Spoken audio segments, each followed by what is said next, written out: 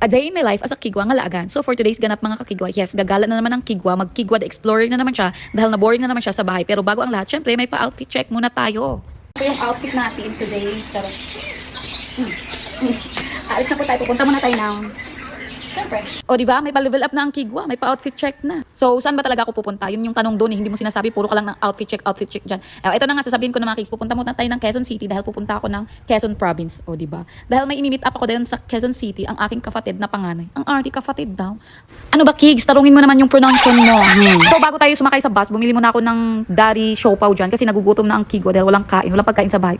Taghirap tayo, pero may pamasahe tayo papunta ang Quezon Province. At feeling vlogger nga tayo mga Kigwa at gusto ko talagang i-document lahat ng ganap ko sa buhay. So, ayan na, nag-video na ang Kigwa. Kinareer ko na talaga. So, arat na.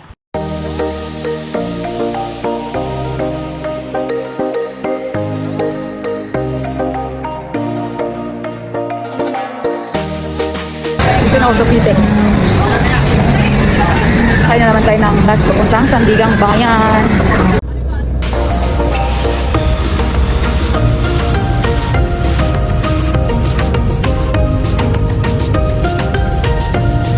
Dito na ako sa Sandigan mga kakigwa. Ay naku, nakakapagod ang biyahe.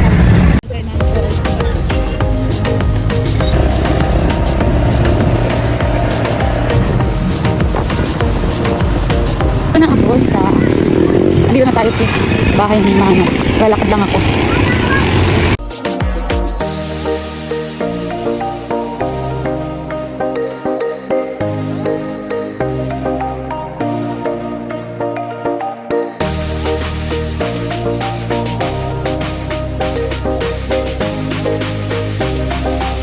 And finally, I'm here sa bahay ng aking kapatid. Ito yung aming panganay na kapatid mga kakigwa. Finally, after how many years? 3 years man siguro. Ayan, nagkita din kami. Kasi pag uwi ko galing Japan, dumiretso agad ako ng Mindanao. So, hindi kami nagpang-abot. And then, tsaka alam nyo ba mga kids, ang tagal na ni Manong na hindi nakauwi ng probinsya namin. Last niyang uwi is 2017 pa yung umuwi kami lahat ng graduation ng kapatid ko ng college. Yun yung last niyang uwi. Kasi alam nyo naman, mahirap talaga pag umuwi na may sarili ng pamilya. Hindi na talaga basta-basta makauwi. Kung makauwi man, syempre gusto kasama lahat. Tapos, ang mahal pa ng pamasahe ng airplane. So, kailangan talaga siyang pag-ipunan bago makauwi ng probinsya.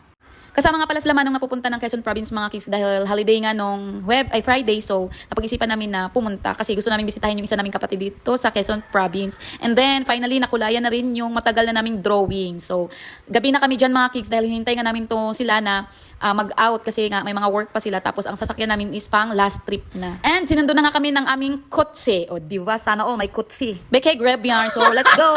Kasama din pala namin tong isang batang napaka-cute at napakaligali. Saan punta? Smile muna. Smile! Tapos, kawawa naman. Sana all.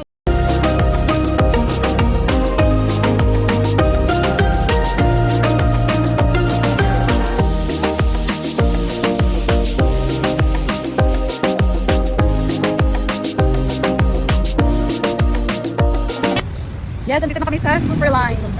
Superlines.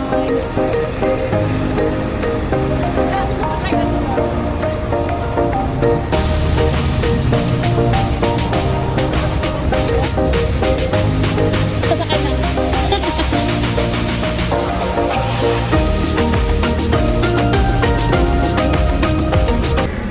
Thank you for watching.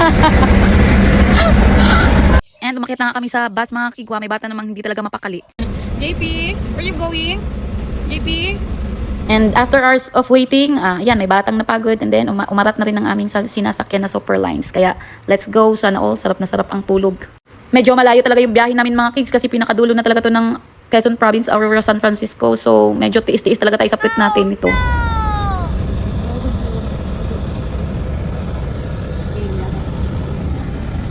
Lucena. May batang Pinoyo. Yung mata, kawin na kayo. Uy, mata na. Lucena pa lang po kami. And then, inabutan na nga tayo ng umaga mga kids. Sabi ko, malayo pa ba? Kasi nga, anong oras na yan? 6 ata dyan. Tapos, medyo malayo pa talaga yung biyahe na yan mga kakigwa. And then, finally, dumating din kami. Sinundo ako ng aking brother dyan. Ito na yun si Sydney. Ito yung pang-anim namin kapatid mga kakigwa. Ang layo talaga ng napangasawa niya. Yung, alam mo yung taga Mindanao siya. Tapos, ang layo din ng napapangasawa niya. Diba? Awit sa'yo. Awit sa'yo. Awit sa akin. Mapapakanta ka na lang talaga. And then, sinundo nga kami ng tricycle nila. So, punta muna kami ng palengke dahil nagugutom na talaga ang mga first. So, hindi ko na nga na-videohan yung pagkain namin ng Paris. Dahil sobrang tumgot na talaga ang mga mga kigwa. Pagkatapos namin kumain ng Paris mga kids, pumunta kami dito ni brother sa palengke para bumili ng isda para ulam daw namin. Oh, sana all. And then uwi na kami mga kids. Pagkatapos niyan, Diyos ko po, akala ko ang lapit ng uwian namin. Lalakbayin pa pala namin ang mga 30 minutes ata bago kami makarating sa mismong bahay talaga nila mga kids. Medyo malayo-layo talaga to sa kabihasnan sila mga kakigwa kasi dito yung hanap buhay nila is yung yung nyugan. Ang kamong nyug dito mga kakigwa, ang swertin lang, mahal ng presyo ng nyug ngayon. Huy, nakarating na ako ng presyohan ng nyug, shootability talaga, pero ang sakit talaga ng puwet ko diyan mga kakigwa. Pala reklamo na ako, sabi ko sa kanya malayo pa ba? And finally, andito na kami sa bahay nila mga kids. Ito pala yung bahay nila, konting pasilip lang. Sa mga marites diyan, baka magtatanong kayo kung asan yung asawa ng kapatid ko na sa ibang bansa po, siya po yung naiwanan dito sa bahay nila. Nawa soon nakakasunod din siya sa asawa niya. Tsaka kasi kids, ang hirap wala pa silang anak kaya kailangan nilang gumawa. Huy, nakita ko nga yung manong ko pagkarating pa nga lang namin, hiniwan na agad yung pinya. Mukhang pinya talaga to siya mga kigwa. Pagkapunta ko nga sa kusina nila mga cakes, nagluto na pala yung kapatid ko ng native na chicken. Favorite ng mga Bisaya. Ang sarap, nagbi-blink-blink talaga yung mata ko mga cakes kasi lafang na to, mukha tayong lafang. Ewan ko ba, lafang ako ng lafang, hindi naman ako tumataba. Hindi ko alam kung saan napupunta yung kinakain ko talaga. So, ewan ko ba, baka gibitok ako mga cakes. Uy, kuyawan, ayaw tawon buyag. Pagkatapos namin kumain mga cakes, banting ng konti.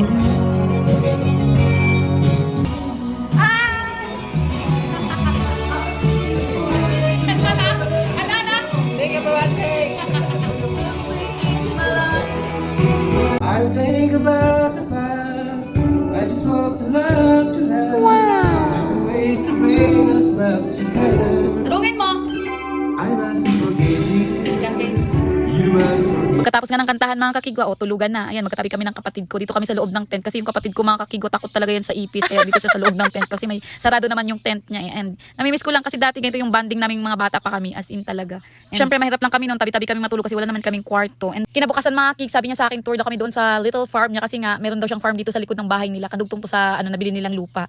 And then pagkakita ko mga kakigwa, Diyos ko po, mukhang manok din pala to. Akala ko ba nasa dugo talaga namin ang mahilig sa manok kasi puro din manok tong pinapakita niya sa akin. Ayan, may mga maliliit siya na sisiw mga kakigwa. Hindi talaga kami mahilig sa manok.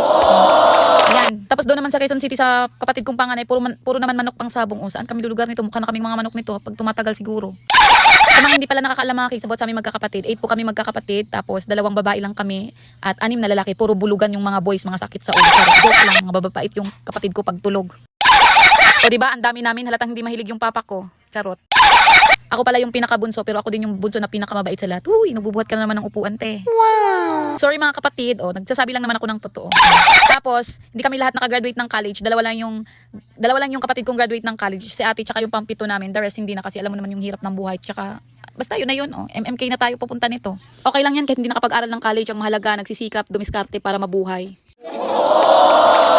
Proud pa rin ako sa sarili ko mga kakigwa kasi alam mo yun, ang insecurities ko talaga dati is hindi ako nakapag-graduate ng college pero dinala ako ni Lord sa lugar kung saan hindi ako dapat ma-insecure kasi nung nag-Japan po ako mga kakigwa, sasabihin ko talaga yung totoo na alam mo yun, yung mga kasama ko doon is puro sila graduate ng college pero walang masama doon sa nakagraduate sila ng college ha, pero yun yung insecurities ko na nawalan kasi nga nung magkasama na kami sa trabaho same lang din naman kami ng sinasahod pero ang disadvantage lang doon kasi pag umuwi ka ng Pilipinas pag alam mo naman pag college level ka, college graduate, mataas talaga ang ano mo dito sa Pilipinas na mas maganda yung mapagtatrabahuan mo, di ba? Ang dami ko nang hanap siya buhay. At ito na nga mga kakigwa, back to tayo dito sa kapatid ko. Pumunta pala kami dito sa isa pang nabili nilang lupa, bagong bili to nila mga kakigwa. Tapos sabi niya sa akin, dahil farmer din ako sa Japan, magtatanim daw kami ng kanaka. Hindi ko alam kung anong Tagalog ng kanaka. Basta Bisaya kanaka. Gulay po siya, gulay. Tapos ayan, inikot niya ako dito. Tapos may mga nyug din na mga tanim. Tapos ayan, sinama niya ako kasi farmer nga daw ako sa Japan. Tapos alam ko daw kung paano magtanim. Huy, iba naman yung tanim ng kamatis sa kanaka. Ayan, di ba? Tapos ang ending siya pa rin naman ang nagbubungkal.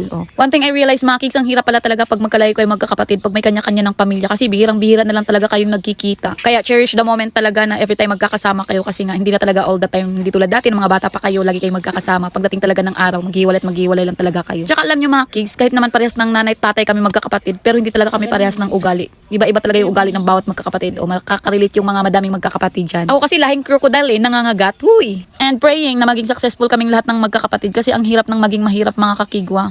Thank you for Raseng!